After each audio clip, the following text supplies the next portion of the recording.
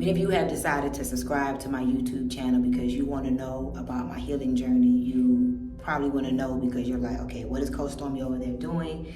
She's in the health and wellness industry. She sells weight loss products. Oh my God, that's unethical. She's over there getting surgery. She sells tea. And so I know that that's a lot of your speculation, but I want to tell you that you're wrong. This time, I did not come over here to Colombia to get surgery for cosmetic reasons. I actually came over here to Colombia to get surgery to save myself, to heal myself, to undo some things that I did actually 20 years ago. And so I want to share the story with you all in hopes to help somebody else, in hopes to set myself free, in hopes to clear up the speculation, in hopes of just being obedient, because I know that God did not give me this experience for me to keep it to myself. This experience may even feel a little humiliating, or would have felt humiliating to me if I didn't grow and become the woman I am today, to be able to share this story with you with power, with courage, and with confidence. And so here it is. So many of you all know that I used to be a stripper. As a matter of fact, my first time in a strip club, I was 13 years old. And so if you don't know, let me just tell you. So I come from a family where my mom sold drugs and my dad sold drugs. And there was a lot of times where I found myself in foster care. I found myself staying at friends' homes. So I didn't have what you call a stable home environment growing up. My mom spent time in prison. It's just a whole lot. And so at the age of about 7 years old, I ended up in foster care. So I spent like 3 years in foster care. Many of you women who are watching me, and even men who are watching me right now, have dealt with being molested, have dealt with being abandoned, have dealt with having to figure things out, feeding for yourself, figuring things out on your own. So I know I'm not alone, which gives me strength. And so shouts out to you for being a survivor of molestation or childhood abuse, because I've been there. All of these things happened to me at a young age. I watched my mom go to prison. I watched my brother go to prison. I watched my brother get shot. And so I grew up in the fast life environment. I saw drugs. I know what a key of cocaine looked like at a young age. Like, I done seen and really done it all. So here I am. I'm 13 years old, and one of my good friends named Mona, I never forget Mona, beautiful, she was fine, she was a dancer. And I never forget, she came home, and she used to come to my house a lot actually, and she would just throw all of this money on the floor. Mind you, Mona was very developed, she was very fine, she had that body, and she had that exotic look, and Mona was natural. But Mona would go to work and come home with $1,500, $2,000, $3,000 at 16 years old. 15 actually, at 15 years old. And so when I saw that, you gotta understand that my home, my mama wasn't there. My daddy wasn't there. My brother was in prison. My mom used to leave us with her boyfriend, and he wasn't no real man, so she left us pretty much by ourselves. I'm home, and there's days where there's no food. There's days where the lights are off, and we figured out how to turn it back off. And I never forget this moment when Mona came home with all this money, and I'm like, man, I gotta do something. And you gotta know that, you know, we operate from two places, fight or flight. That's really what we do. And so I decided not to flight, I decided to fight at 13 years old. And so I ended up getting a fake ID, and next thing you know, I'm in the strip club. And I remember being ashamed. I remember, you know, trying to figure out how I'm getting away with this, because I was 13, so my body really didn't look as developed, but it was developed because I was always mature at a young age. My first night in the club, I don't remember how much I made, but I know I came home with some money. And I was like, man, this is easy. You know, all I gotta do is dance and take off my clothes, and I can make some money. Nobody don't have to touch me, have sex with me, you know, but I just gotta take off my clothes. So I found a way within myself to make that okay. And I know that many of you are watching this right now, you're probably saying, wow, how did that be okay to her? But I was 13. I didn't have no family. I didn't have no mom and no dad. I was figuring stuff out. And Dad, if you see this, you know, I'm not, you know, trying to hurt you, but this is just my story, so I hope that this doesn't hurt you. But I'm grown now, I'm healing from that. I made this money, and I came home, and I was like, man, okay, this is pretty cool. But it wasn't something that I wanted to do, because there was something in me that knew that it was wrong. And so I didn't go back. I didn't make it a career. But I was dating this guy, and his family owned a strip club. And one day, you know, he brings me with him to the strip club, and I went inside, and I never forget this. My water was off back home, and I had on a black suede skirt, a black suede vest, and a white t-shirt underneath, tight shirt, and I had my hair curled up real nice. I always wore my hair real nice, and I went into the strip club. He told me, wait right here, I'm about to go in the office. So I waited for him to go in the office, and this heavy-set man walks up to me. He says, hey, I'll give you $600 right now if you lift up your skirt. Let me repeat that. This heavy-set guy walks up to me. I'm a little girl, I'm 13, and he says, hey, I will give you $600 right now if you lift up your skirt. And of course, at first I felt humiliated. I'm like, I'm not lifting up my skirt. But then something triggered in me. And I thought about how my water was off back home and how the bill was $300 and how I would have an extra $300 if I just lift up my skirt. And so he ended up walking off, but he came back, y'all. And when he came back, I thought about them $600 that I could use to pay the bills. And so I took them $600, lifted up that skirt, baby, and something happened to me in that moment. And in that moment, I really, really, really realized that I don't have no other option. My mom was not home, my dad wasn't around. I have no other option, so I gotta do what I gotta do.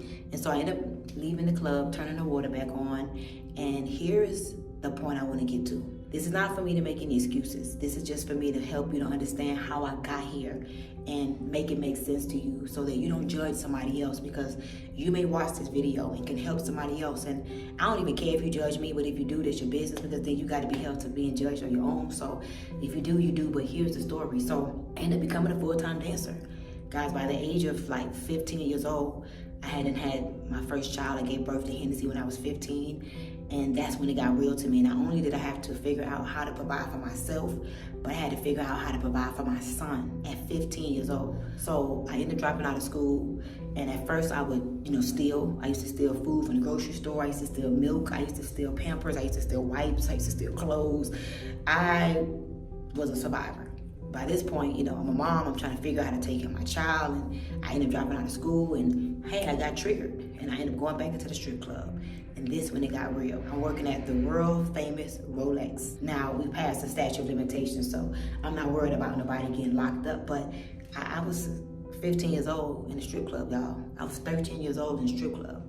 And I had a fake ID. I figured out how to get a fake ID. Now, when you a stripper, that's a competitive world. Strippers is nothing but selling your body, selling vanity, selling sex appeal, selling a man or his desires. And so you gotta look a certain kind of way. You gotta look a certain kind of way. You gotta smell a certain kind of way. You gotta carry yourself a certain kind of way, or you ain't gonna get no money, period. It's a very competitive game in the strip club. And so imagine being a stripper, going to work, and literally you go to work on a Thursday and all the girls look a certain kind of way. We all regular, our regular shape. This one got a flat butt, this one got a big butt, this one got a wrinkled butt, this one got a, just all different types of shapes of butts. So I go to work on a Thursday and everything is normal. I'm making money like normal. Everybody making money like normal. But then imagine going to work on a Friday and you go to work and you like, wait a minute, Candy butt wasn't that big. Desire butt wasn't that big. Moet butt wasn't that big. Cookie butt wasn't that big. Luscious butt wasn't that big. And you like, what the hell is going on here?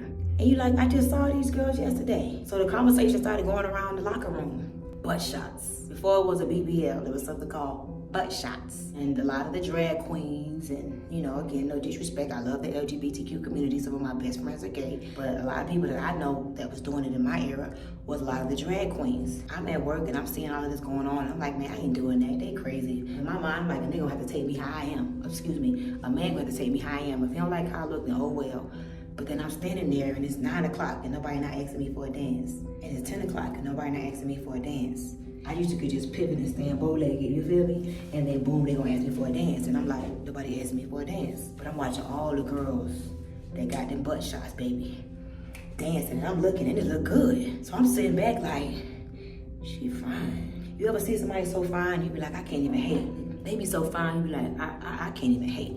And that was the story. I couldn't even hate because they looked so good. The butt jobs, the butt shots was good. Like the booties was round, it was beautiful. But I'm like, I ain't doing that. And the truth is I wanted to do it, but I was scared. Because I was always scared of shots and needles and all those type of things. I mean, you all know that what you think about, you bring about. The law of attraction is always working. And so I go to my good friend house, and for the sake of just respect and integrity, I'm not gonna say his name, but I went to my good gay friend house. And I'll be darned, the butt shot lady was over there. The drag queen that did the butt shot, excuse my clarity on what it was. The woman that did the butt shots was over there. And I watched him lay down. His booty wasn't real flat, but it wasn't how it was about to look. I watched him lay down, baby, and I watched her take this, she had this clear bottle. This clear bottle, was a clear liquid in the bottle, and the bottle, the liquid would just move. And I watched her take the clear bottle, and again, I'm just describing what I saw and what it was. And I know many of you all are gonna say, I would have never did that. But be a stripper and gotta take care of your kids. Be a stripper and gotta put food on the table. Trust me, be the matriarch and the provider for your family, and you'll have a whole nother story. So anyhow, the clear bottle, she got her gloves on. He laid across the bed. She got her cotton balls, and she got her crazy glue, and she got her brand new syringes. I watched her take it out the thing, and he laid there, and I'm sitting there watching, like, she pulled the liquid out of the bottle, and I could see her right now. He laid across the thing, and she went in gently with the needle, and you could watch one little part of that booty rise up. And she rubbed it a little bit, and then she took the cotton ball and she stuck it. She stuck a little crazy glue on the cotton ball, put it on that butt, boom. Then I watched it go to another area. She pulled that clear liquid out that bottle. She slowly went into that little butt, and I watched that little booty rise. And I'm like, bitch, this how this go. And he ain't crying, he ain't squirming, he ain't ooh and ahhing. And she did like about 9 jugs on one side, and then she did like 9 jugs on the other side, and his booty was full with cotton. And when she put the saran wrap around his butt to make it tight, and he got off that table, he went to doing that little thing. I saw that booty, I was like, oh my God, you fine, you look amazing, but I ain't doing that. And my friend was like, bitch, you stupid. I could get you hooked up right now. I could get you juked up. And I think I gave her $500. It was something cheap. It was $500, $1,000 or whatever.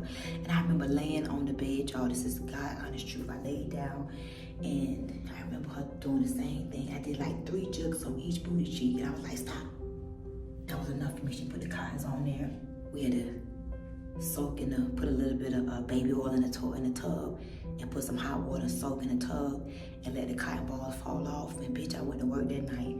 See, the holes closed up quick because of crazy glue.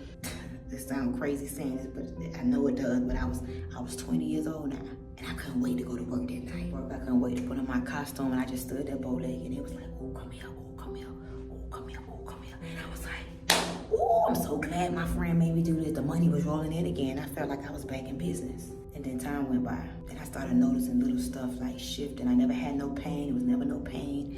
But like a couple weeks went by. Then next you know, I remember it had opened up on me. And I was like, oh shoot. It opened up on me. Because I had pulled my cotton off too quick or something. I forgot what I did. I don't even remember, y'all. I just know that it opened up on me. And I was too embarrassed to go to the hospital. I was too embarrassed to tell anybody. So I just kept it to myself, and I just kept putting Neosporin and peroxide. Y'all know the old school way. And it ended up closing. And that happened like within the first 3 months of me getting the booty shots. And then everything was fine. Everything was fine. I turned 25, everything was fine. I turned 30, everything was fine. I turned 31, everything was fine. I turned 32, everything was fine. And it's like, I turned 33, and it was like, I started noticing some shifting. I had got two nodules, like right here. I had felt two nodules, like right here where the pain line is, ladies, right here. 2 nodules came right there. First 2 nodules came right here. And I'm like, oh. I started noticing that the color started going away. So I went from having a regular color skin like this to like dark spots. Like the skin was dying. I don't know what was happening. I just know that it was getting black. Thank God at this point I wasn't a stripper, so I didn't have to worry about nobody seeing it. But my man, which still was bad because that took some of my confidence. So I used to be like, nah, I didn't want you to see it because it was too dark. It wasn't my normal color. It was like black. I'm talking about black. And then I started noticing, I don't know, maybe a year later, you started to feel it. You could feel where every juke went. It started to change its shape. And this is when it got bad. Because now the deformity wasn't just something that you saw intimately, but now the deformation that started to happen, you could see it in my clothes. And at first it looked like cellulite, so I got away with it because it just looked like a normal girl's cellulite. But then I started to notice that the right cheek, this part got like droopy, and then this part over here got droopy. And I'm like, oh shit.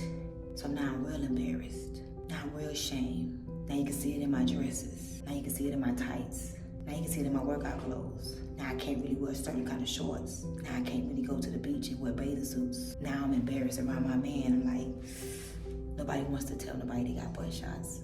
Nobody. It's not nothing that you brag about. Yeah, I got some butt shots. Yeah, it's okay to get a BBL, and even BBLs, girls be ashamed to tell people they got BBLs or butt transplants. But butt shots is like the lowest of the low because it's bootleg, and that just shows lack of self-love. That just shows that you ain't thinking. Like, I have people that I know died from those butt shots. I know people right now that are going through some real trauma because of the butt shots migrating and moving into other areas of your body. Not just cosmetic deformation, but the butt shots could move into your lungs. The butt shots could do so much to you. It's not just damaging to your self-worth and your self-esteem, but it's damaging to your health. I tried to fix it. I tried to get somebody else to fix it, another bootleg person, and that just made it worse. And then as time progressed, I got tired of like hiding it. I got tired of knowing that it was there. And I reached out to a couple doctors, and every doctor I would go to, if it's not hurting you, don't touch it. No doctor was confident. Every doctor would say, oh, they'll look at it, they'll, whoa. So I would just leave. And then finally, I said to myself, Stormy, this can't be something that you just passively look at as something that you may fix or not fix.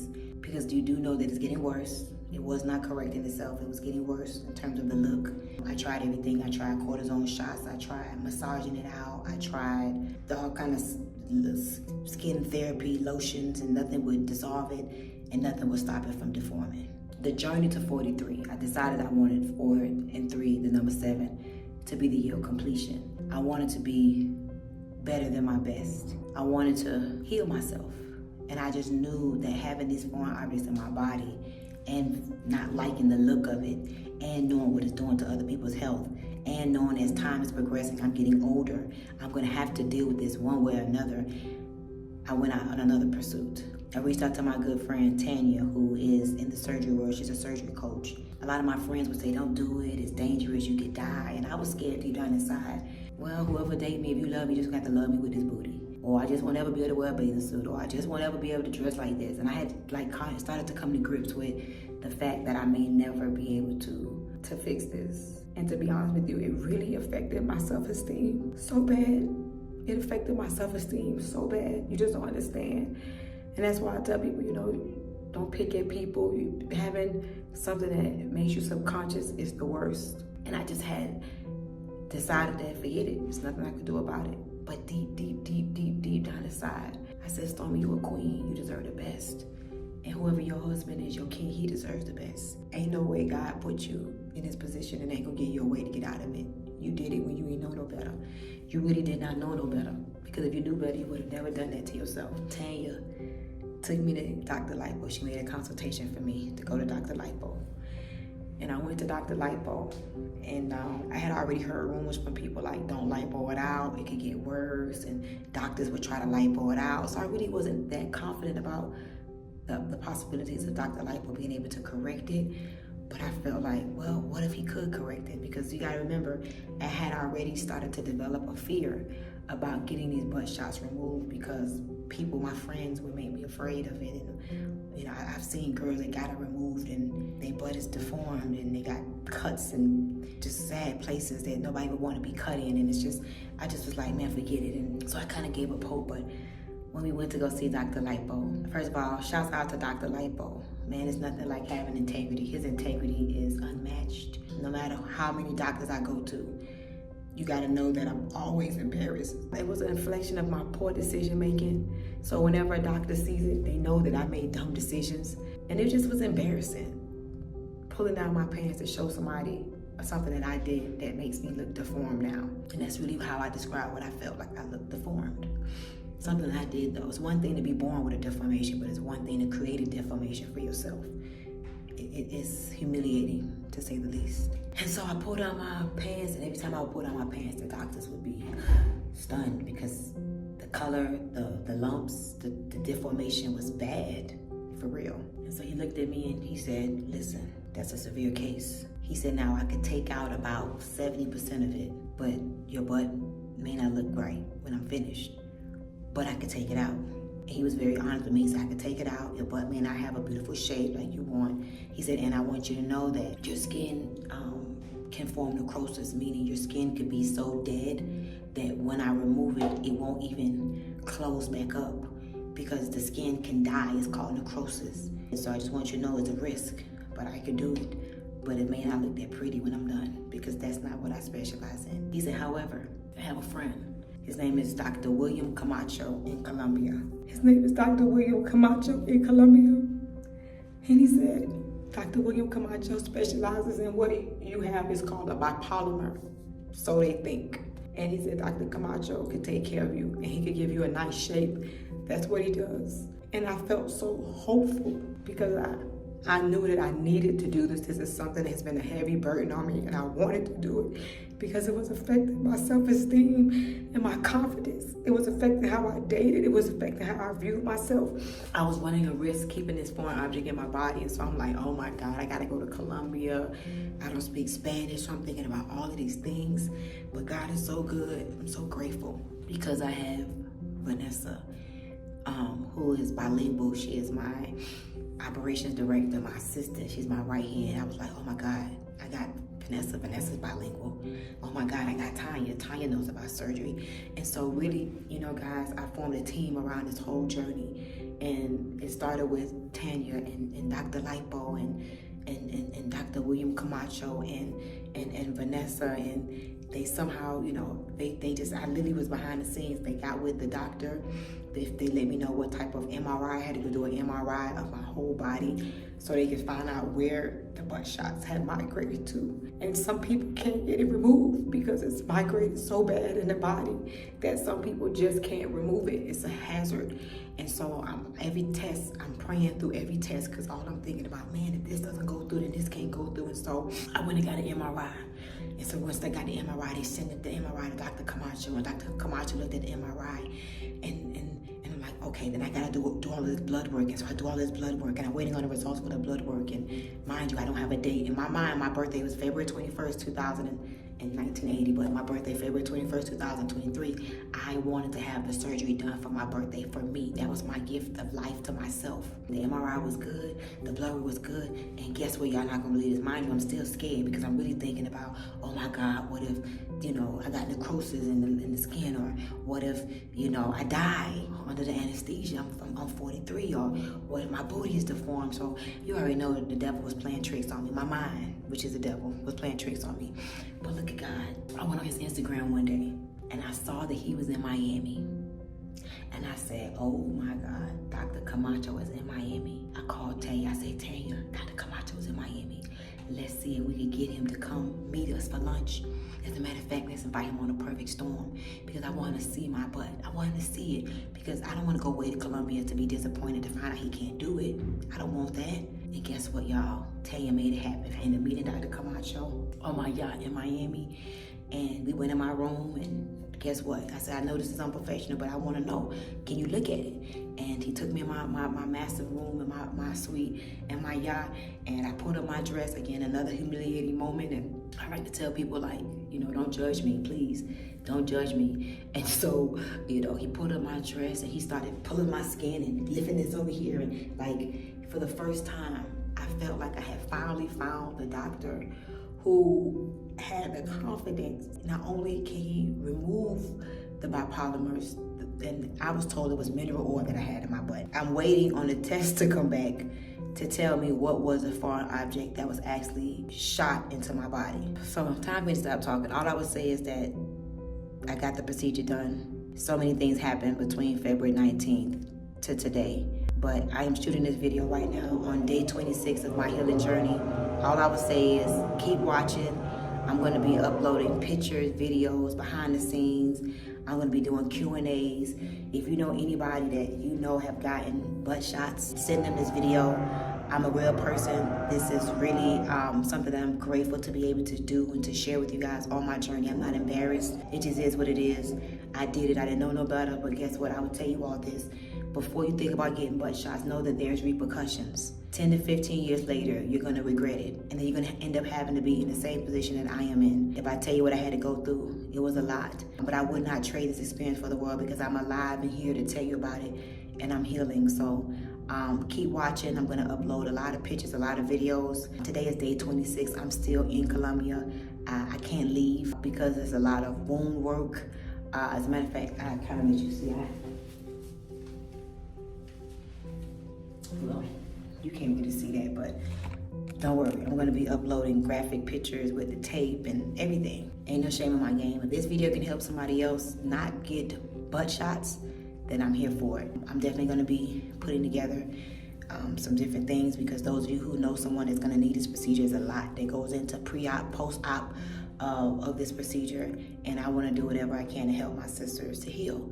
And I'm still healing, and I would tell you all that I love each and every one of you for watching this video. I know it was long, but the story must be told, because I wanna make sure that I deliver on my promises that I told God. I told God if I survive this, I would tell the world about it, and here I am. And so I love you guys so much. Thank you for all of your support. Thank you for not judging me. Thank you for just loving on me. I could use all the support that I can get, because the pictures and stuff that I'm gonna share with you all is a lot. So keep watching. And again, this is part 1. This is the story of Stormy Wellington getting illegal butt shots and having to go get them removed. But I would tell you this, I'm fine, baby. My butt looks so good right now. I am blown away. Thank you so much, Dr.Lipo, Tanya, Vanessa, Dr. Camacho, Dr. Ana, my family and my friends who supported me. If you sent a flower, if you came to see me, I just want to say thank you, because you made this journey much easier. Thank you so much to the Girl Hold My Hand community. I love each and every one of you. And yeah, don't die trying to be fine and get butt shots. Don't do it. Find you a doctor and do it the professional way, okay?